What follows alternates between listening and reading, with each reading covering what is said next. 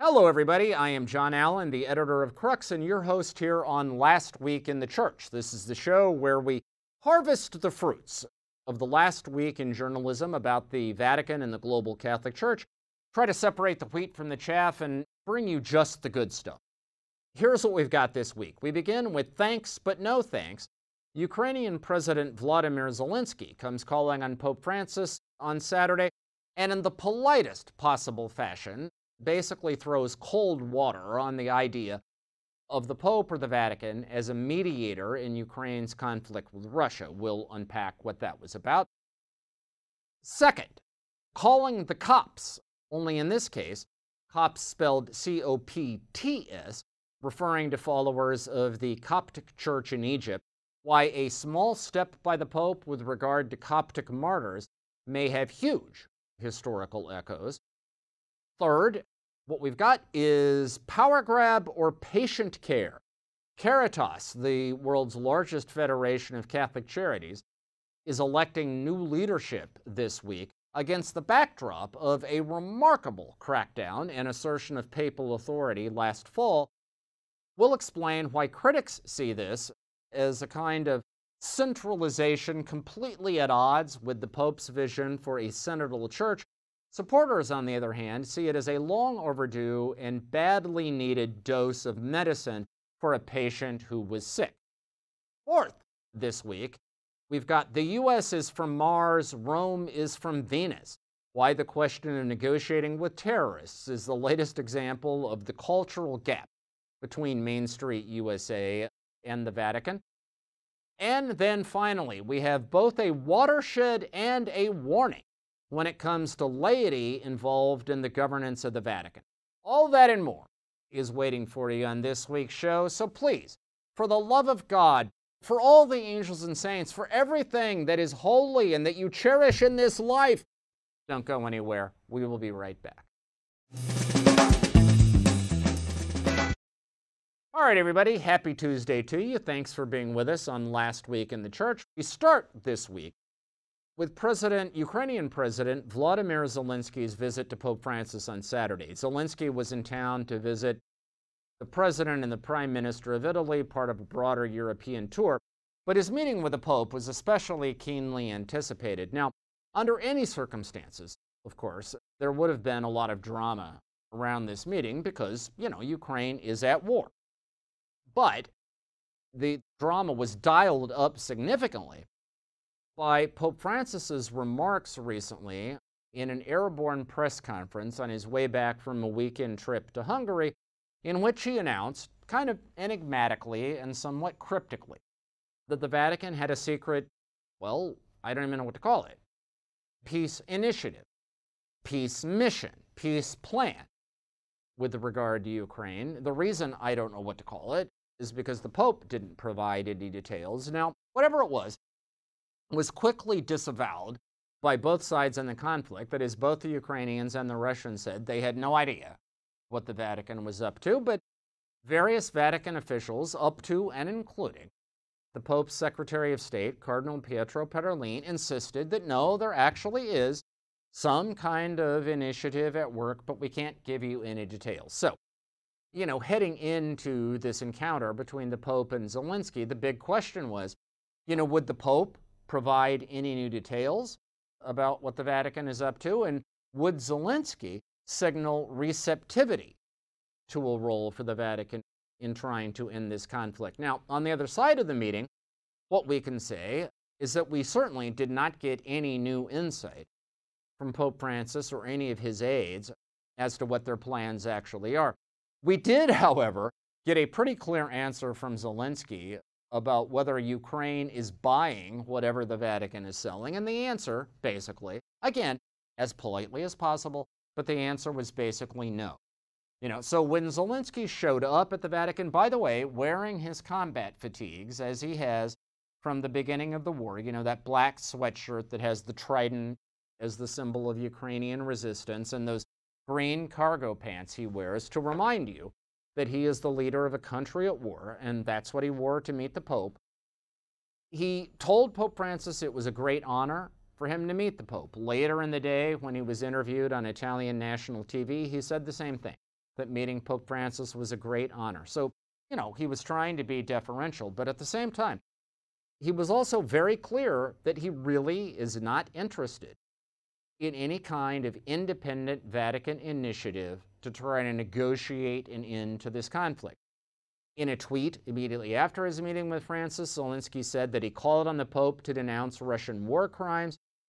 He invited the Pope to try to help to get back the roughly 10,000 Ukrainian children who have been removed from the occupied territories by Russian forces, and also said he invited the Vatican to join Ukraine's own plan for peace, which basically includes a complete withdrawal of Russian forces and respect for Ukraine's territorial integrity. Later on that interview on Italian national TV, conducted by arguably the country's most famous journalist, a guy by the name of Bruno Vespa, Zelensky said that with all due respect to His Holiness, we do not need a mediator. Said there is no negotiating with Putin. What we need basically is a just peace, by which he meant victory. And we want the Vatican to sign on to our plan. We don't want the Vatican to be floating one of its own. So, broadly speaking, this was seen as a kind of Ukrainian rebuff to the Vatican and to Pope Francis personally in his efforts to try to act as a bridge builder.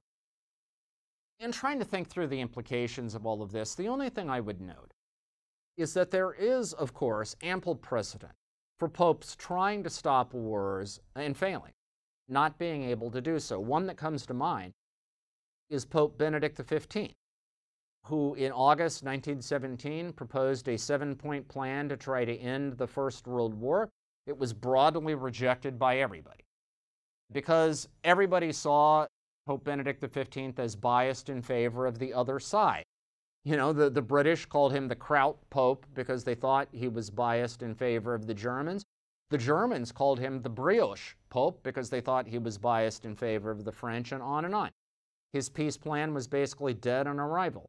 Yet, years later, when the conflict finally did end, the stock of Benedict XV rose tremendously. It was seen that when he called that war inutile strage, that is, a useless slaughter, he was right. That when he called for a reduction in the flow of arms, he was right. When he called for an international forum to arbitrate conflict, which was basically the forerunner of the League of Nations and then the United Nations, he was right. And that legacy boosted the stock of the papacy tremendously in the rest of the 20th century. In other words, lots of people were saying we should have listened to the Pope. And so when future popes spoke out on geopolitical and diplomatic conflicts, whether it was John the 23rd and the Cuban Missile Crisis, or John Paul II and the war in Iraq, or what have you, they spoke with greater moral authority because of Benedict XV's precedent. Now, only time will tell whether Pope Francis's efforts to end the war in Ukraine bear the same kind of long-term fruit. It is, however, at least some consolation, perhaps, that Pope Francis can take in this moment where, in the short term, it would seem that his efforts to try to break the logjam aren't likely to go anywhere. All right, second up this week, as mentioned, we have calling the Copts, in this case, the Coptic Christians of Egypt. Another meeting Pope Francis had this week was Pope Tawadros II of Egypt, leader of the Coptic Orthodox Church, and the only other Christian leader in the world, by the way, who carries the title of Pope. So in this case, you really did have two popes in the Vatican, only not the fictionalized movie version, but the real deal, right? And as part of this meeting with Tawadros, Pope Francis announced that he was going to be inscribing 21 martyrs.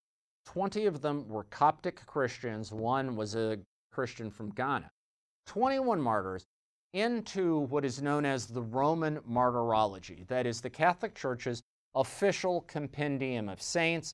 Among other things, it is used in the Divine Office, the daily prayer of the Catholic Church, to record the saints of that day.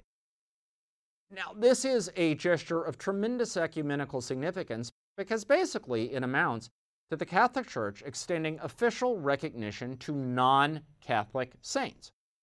It is not completely unprecedented. In 2001, under Pope, now Saint, John Paul II, the martyrology was updated to include certain Orthodox saints who date from the period after 1054, that is, after the historical separation between Eastern and Western churches. But what is new in this case is that, first of all, these martyrs are contemporary. They were killed in 2015. They were basically construction workers in Libya who were kidnapped by ISIS and beheaded in the most gruesome and grisly fashion possible in a video, that made the rounds of the world. So they're contemporary figures. And secondly, the inclusion in the Roman martyrology in this case was performed with the explicit permission of Pope Tawadros, which basically means that the Catholic Church was granting a non-Catholic leader a role in deciding whom the Catholic Church will be able to venerate as a martyr and a saint. Massive ecumenical significance. We will see where all of this leads. In the short term, I would simply make this note, that although this move is going to be applauded by pretty much everybody, it will be applauded by liberals who are very invested in humanism. It will be applauded by conservatives who were really invested in the clash of civilizations with fundamentalist Islam. It will also, however, increase pressure on the Pope to recognize his own Catholic martyrs at the hands of Islamic militants. For instance, the almost 40 Chaldean Catholics in Iraq who were killed in 2010 in a church in Baghdad that was invaded by ISIS militant, Al-Qaeda militants, and everyone pretty much killed.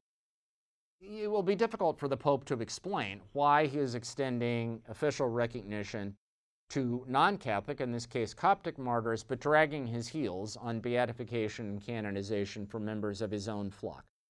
Again, time will tell how all this plays out, but I predict to you now that in the long run of history, when we look back at turning points in the ecumenical movement, that is the press for greater Christian unity, that day, when Pope Francis wrote these Coptic martyrs into the Roman martyrology, it will be remembered as a moment when the tectonic plates of history began to shift. All right, third up this week, power grab or patient care. So, Caritas Internationalis is the major, umbrella group, federation of Catholic charities all around the world.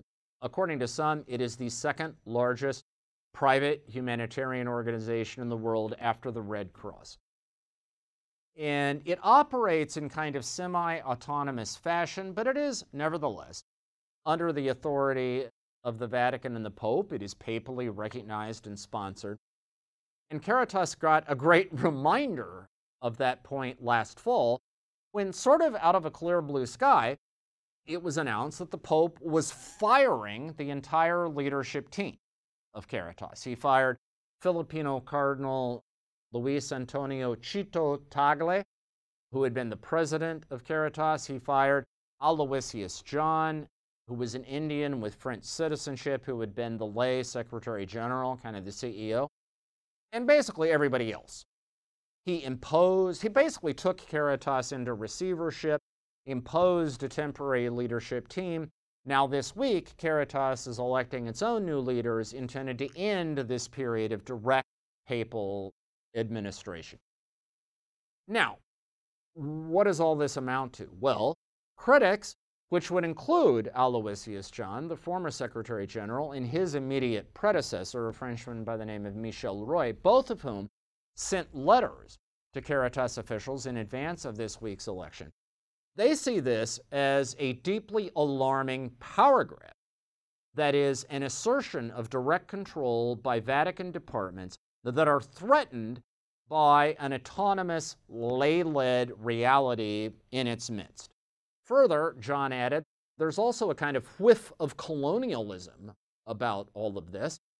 He said that part of what's going on here is that Northerners, that is, prelates from Europe and North America, just didn't like the idea of a major Catholic organization being led by someone from the global South, because he is, in terms of his roots, he's an Indian. Now, that is one view. The other view would be articulated by Canadian Cardinal Michael Czerny heads the Pope's dicastery for promoting integral human development. It is, in effect, the direct supervisor of Caritas, who gave a talk to the Assembly this week in which he basically said, look, let's think of Caritas like a patient, right? As somebody who's sick. The doctor diagnoses the condition and says, we need immediate and aggressive treatment in order to save the patient's life. Sure, and he said, that's going to cause some pain, and some people are going to be worried, but in the long run, you got to trust that the doctors know what they're doing and that the patient will be healthier on the other side of it. So, power grab or patient care, depends on how you want to look at it. The new president of Caritas is the Archbishop of Tokyo, Tarcisio Kikuchi. He issued a kind of calming appeal after his election, inviting everyone to, in his words, walk and work together. We will see how all of that plays out going forward.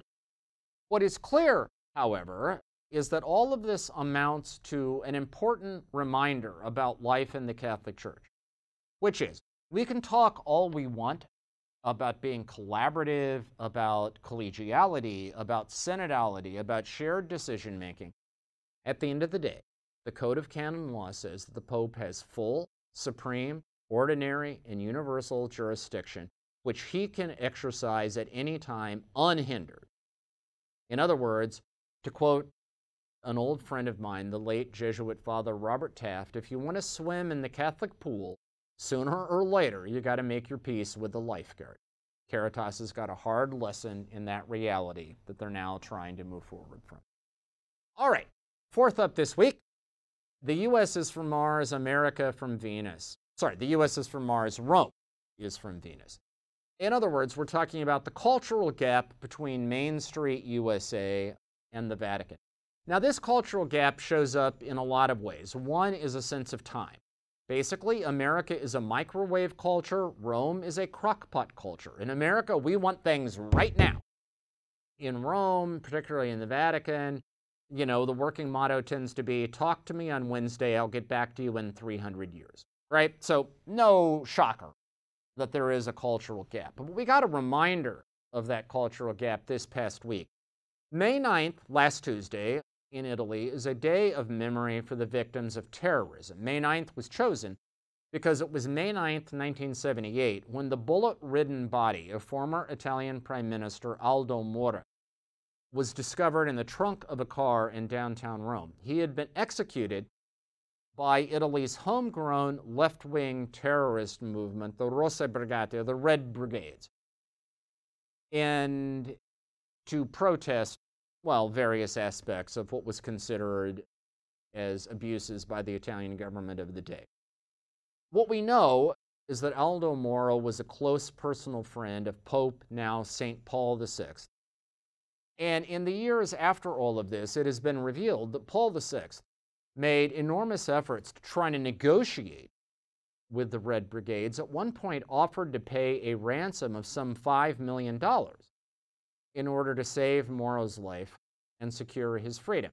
Now that stands in contrast, of course, with the stated policy of the United States, which is that we do not negotiate with terrorists. As you know, American politicians, left, right, and center, they all subscribe to this notion. We do not negotiate with terrorists. And by the way, the Vatican's policy of negotiating with terrorists isn't just a dusty artifact of its history.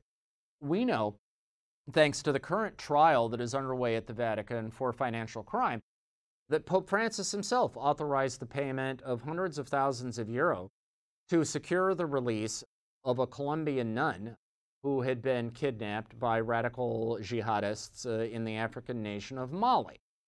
So there is this continuing difference between the stated position in the United States and the stated position of the Vatican over whether you engage terrorists to try to secure the release of people who have been taken. Now, at one level, this is a policy difference, right? The American position is that if you pay off terrorists, you're simply going to get more terrorism. The Vatican position is that if you state from the outset you won't negotiate, that's going to radicalize the terrorists and probably make them more likely to kill people. That's a legitimate disagreement about which reasonable people can differ. But underneath all of that, there is also a cultural difference. Let's remember that the United States is historically a Protestant nation shaped to a great extent by the Calvinist trajectory within Protestantism, which features a kind of sharp dualism, a sharp distinction between good and evil, between the elect and the reprobate. The Vatican, on the other hand, is the apotheosis of the Catholic tradition, which rejects dualism on principle, which would say that even the greatest saints can stumble and even the greatest sinners can have moments of grace. And so the Vatican is simply culturally more inclined to engage with people who have done wrong than, say, Calvinist cultures, including the United States, would be. My point is not that one of these is right and the other wrong, simply that they are different. And quite often, I think, Americans looking at the Vatican and Vatican personnel looking at the United States, we will often think we disagree. It isn't necessarily disagreement, it's a problem with translation from one culture to the other. Being attentive to that cultural gap can sometimes help in dealing with all kinds of problems. All right, fifth and finally this week, we have both a watershed and a warning for laity when it comes to participation in the government of the Vatican. So this week, Pope Francis issued a new fundamental law, basically a constitution for the Vatican City State. He has already issued a new constitution for the Roman Curia, that's the government of the Universal Church. But in this case, we're talking about the physical territory of the Vatican. So the 108 acres in Rome that includes St. Peter's Basilica and environs, that is the Pope's own territory, and also extraterritorial properties, mostly in Italy, that are owned and therefore governed by the Pope. You know, we sometimes say that the Pope lost his temporal power in 1870 when Italy was unified. That is a huge mistake. What the Pope lost in 1870 was not power, he lost territory. But he continues to exercise full power over the physical territory that he does still own, which is primarily the small island of the Vatican City State. And so, in this new fundamental law, among other changes, probably the most important, is that on the pontifical commission that governs the Vatican City State, which in the past was composed entirely of cardinals and prelates, now Pope Francis has made it possible that laity, both men and women, can also participate in government. And this is being seen as a major blow for another major blow by Pope Francis for the empowerment of laity in the Catholic Church. And of course, so it is. But I would just, as the, church affairs nerd that I tend to be, I just want to add one small historical footnote that might inject a note of caution for laity, and that's this: that as opposed to governing the universal church, this is not the first time that laity have been involved in governing the physical territory of the Pope. In fact, during the era of the Papal States, when the Pope ruled over this swath of territory in central Italy, the head of government, theoretically, was the Cardinal Secretary of State, but usually the Pope would appoint an interior minister who actually called the shots, right? Who actually had the reins of power. Sometimes that was a cleric, but often it was a layperson. Do you know who the last layperson to exercise power over the Pope's physical territory was? A guy by the name of Pellegrino Rossi. Now, Rossi was an Italian-born diplomat, spent most of his life in France, well, first Switzerland and then France.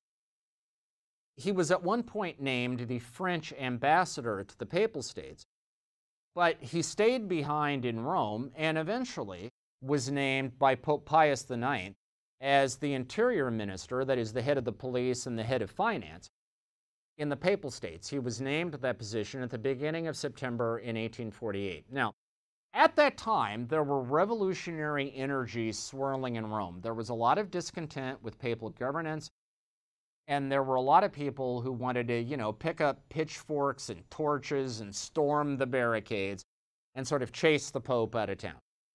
Rossi's job was to try to address that discontent. So he tried to begin implementing a program of moderate reforms that would satisfy the revolutionaries while also preserving the Pope's authority.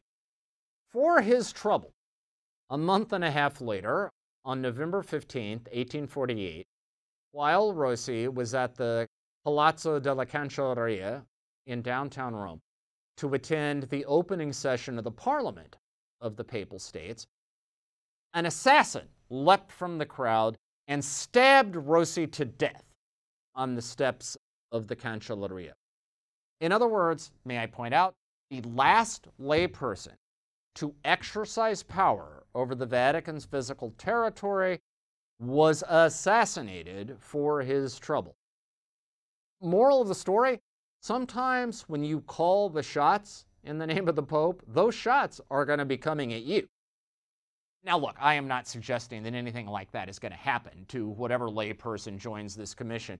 I am suggesting, however, it is a precedent worth recalling.